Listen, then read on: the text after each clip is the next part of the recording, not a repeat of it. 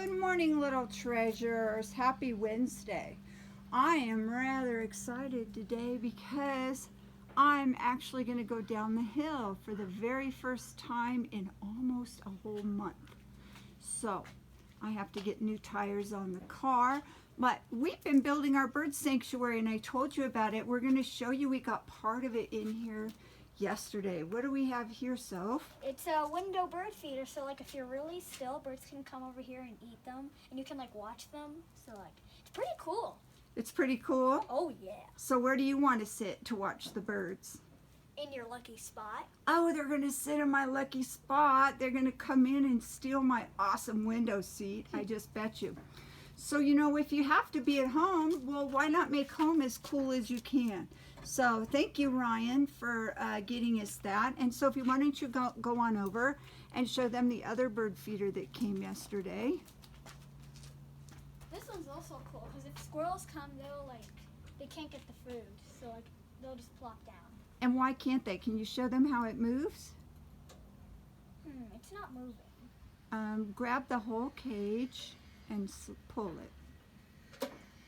Well, anyways, it works. Maybe we didn't put it back together quite right. So that's for a little bit bigger birds, and then we're waiting for our other suet, it's called, to come, because right up there in the tree, I don't know if you can see it, I have a little bird feeder that Katrina gave me, and I'm going to put some little nut and food suet in there. And the other type of bird feeder we have here in our little bird sanctuary. What kind, Soph? What's the other bird feeders we have? We have two more. Hummingbird ones. Hummingbird. Have we had any hummingbirds? Well, I saw a few. They were drinking this stuff. Yeah, we're out of that stuff now. The funny thing about hummingbirds is they go for the sweetest hummingbird feeders in the neighborhood. And so somebody, I think, might have sweeter hummingbird food than us, because we keep testing it and they keep coming, and then, but not very much. And so when our new hummingbird food gets here, I'm going to super sweeten that and steal those hummingbirds away from whoever it is that's feeding them better than we are. So today, Frog and Toad Are Friends is our little book, okay? And I wanted to get this done. One day Frog was sick in bed. Who stood on his head to tell him a story? His best friend Toad. And when Toad needed help, who helped him? His best friend Frog. These are 5 funny stories about Frog and Toad in this book. I don't know if we'll get all the funny stories read today, but we'll at least start. The first one is called Spring. Frog ran up the path to Toad's house. He knocked on the front door. There was no answer. Toad, Toad, shouted Frog, wake up, it is spring. Blah, said a voice from inside the house. Toad, Toad, cried Frog. The sun is shining, the snow is melting, wake up. I am not here, said the voice. Frog walked into the house. It was dark, all the shutters were closed. Toad, where are you? Called Frog. Go away, said the voice from a corner of the room. Toad was lying in bed. We have a bird right now. Sophie's going to turn her camera oh, nope, it flew away. He had pulled all the covers over his head.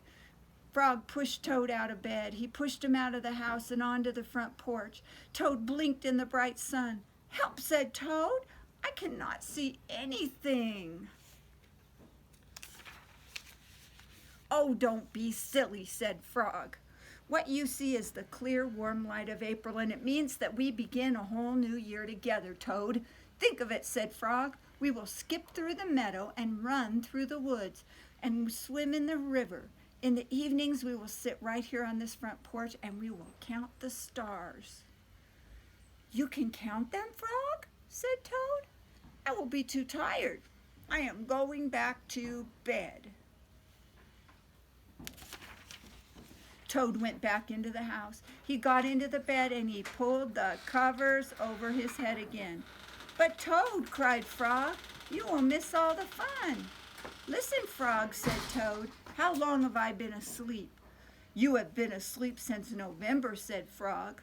Well then, said Toad, a little more sleep will not hurt me. Come back again and wake me up at about 1/2 May. Good night, Frog. But Toad, said Frog, I will be lonely until then. Toad did not answer. He had fallen asleep. Frog looked at Toad's calendar. The November page was still on top. Frog tore off the November page. He tore off the December page and the January page. The February page, we've got a cute little chickadee right up here on a branch. Oh, our bird sanctuary's starting to work. They're coming in for the food. The February page and the March page. He came to the April page. Frog tore off the April page too. Then Frog ran back to Toad's bed. Toad, Toad, wake up. It is May now. What? Said Toad. Can it be May so soon? Yes, said Frog. Look at your calendar.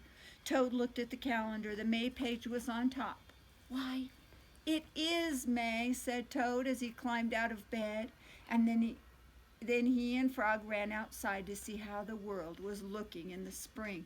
I know how the world is looking here in the spring because I just had 2 birds fly right over my head. No, you didn't. We're going to stop right there for today, and we will start this book again tomorrow, if I remember. So I hope you guys all have a beautiful spring day. Maybe you'll want to put some bird feeders out, and you can do a video for us. I think it's about time for Max and Harry to make a video. Love you guys. Bye. Bye.